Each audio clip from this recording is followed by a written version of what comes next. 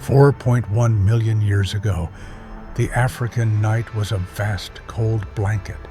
Every sundown brought the primal fear of the dark and the chilling exhaustion of the cold. Huddled in the high branches, these early hominins, our ancestors, were utterly defenseless. Their only shield was the thin skin of their own fear and the meager warmth of their family huddle.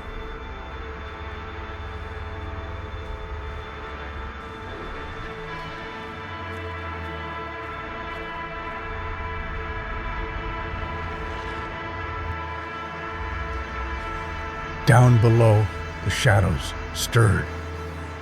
The night belonged to those with teeth, claws, and eyes, adapted for darkness. A patient hunter or a pack of scavengers circled the base of the tree. The hominins could smell the danger, hear the snapping of twigs. Their lives were a terrifying countdown, held hostage by the relentless hunger waiting for them to falter.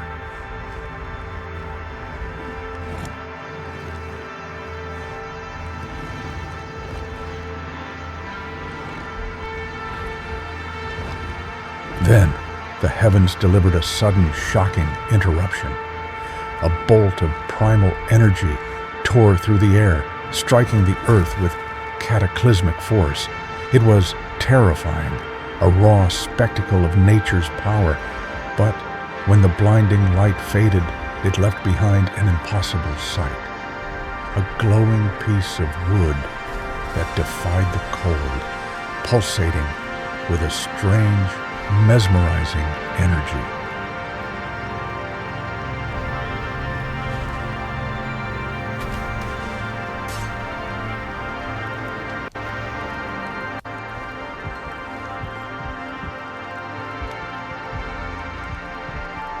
The cold demanded action. The female, driven by a need deeper than fear, took the first step, every muscle tensed, ready to flee. But as she cautiously approached the glowing object, she felt it, a constant, gentle warmth unlike anything in their world. It was a moment of true, unscripted revelation. The first sentient being to deliberately seek out and utilize a force of nature.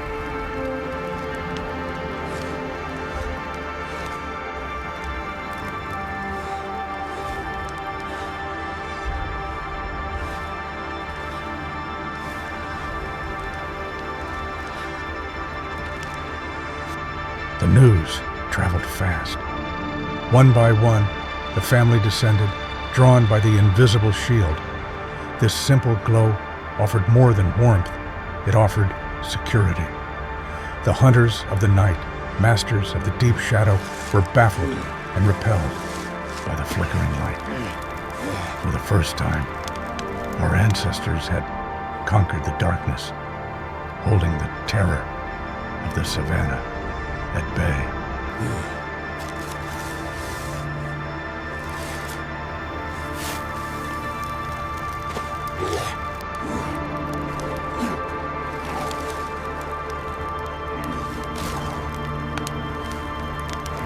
The gift was fragile.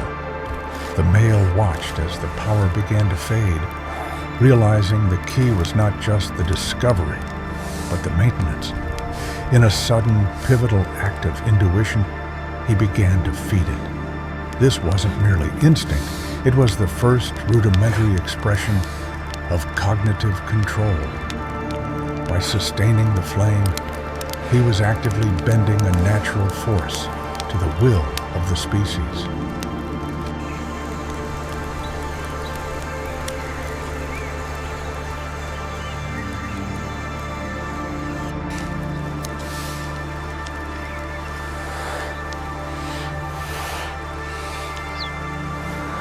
The fire, a temporary gift, but a permanent lesson. That single night of warmth and safety proved that intelligence, not teeth, would be the true survival code. The mastery of fire would shrink the dark, expand their diet, and forge the path to humanity. It was the spark that changed everything.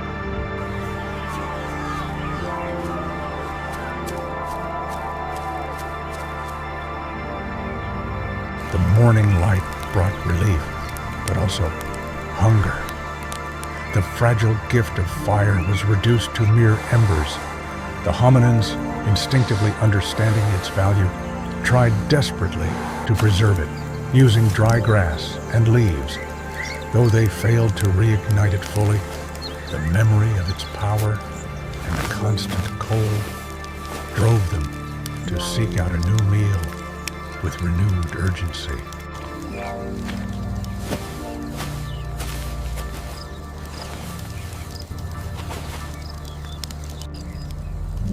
Hunger was the master, driving the hominins to risk. They were not hunters, they were scavengers. A fresh kill left by a greater beast was a treasure, but one guarded by time.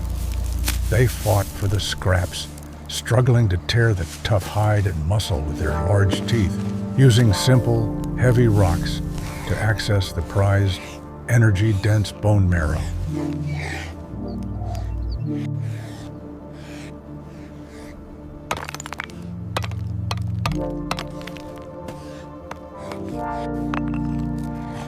The savannah offered a second chance, an overlooked ember carried by the rising heat of the day reignited nearby brush.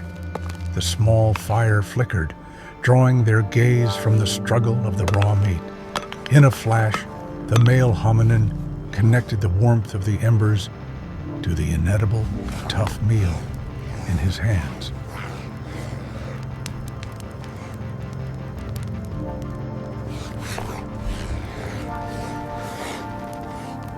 Driven by a desperate impulse, he placed the meat near the blaze. The raw muscle began to cook, softening under the heat. The difference was immediate and revolutionary. The cooked food was easier to chew, releasing energy and nutrients previously locked away by tough fibers. A simple discovery, yet a biological revolution.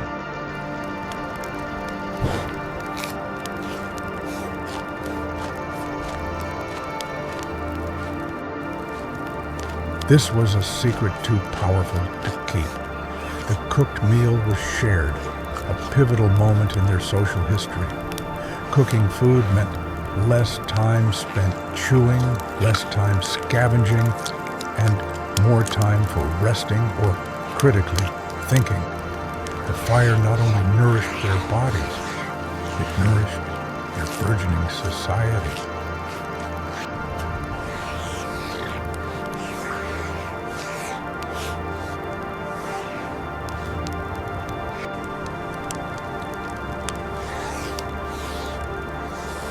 The most profound change was the shift in their sense of security. With fire, the hominins moved their sanctuary from the precarious branches to the sturdy ground.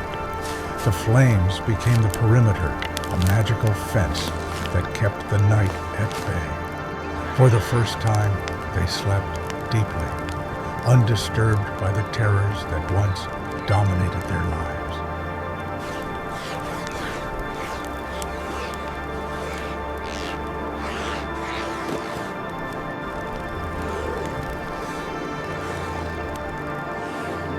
The hours previously spent chewing tough food or trembling from fear were now dedicated to social bonding. The firelight offered a new kind of intimacy, fostering cooperation and communication. Around the central glow, the first true social gatherings began, where complex thoughts and deeper connections would begin to simmer.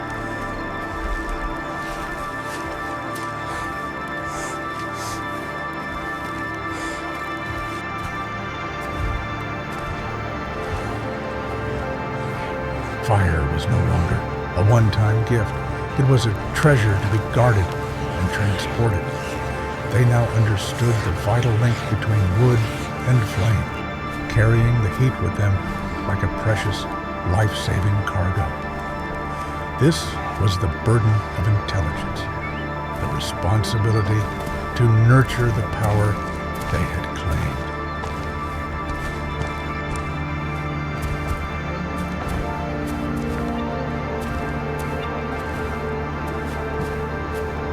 And in the flickering light of discovery, they found not just warmth, but the very spark of human ingenuity. The day the Australopithecus discovered fire, the course of history was fundamentally altered. Cooked food fueled a larger brain, while the firelight fostered complex society. It was the moment they stepped away from the ape and toward the human. The first fire was the beginning of true civilization.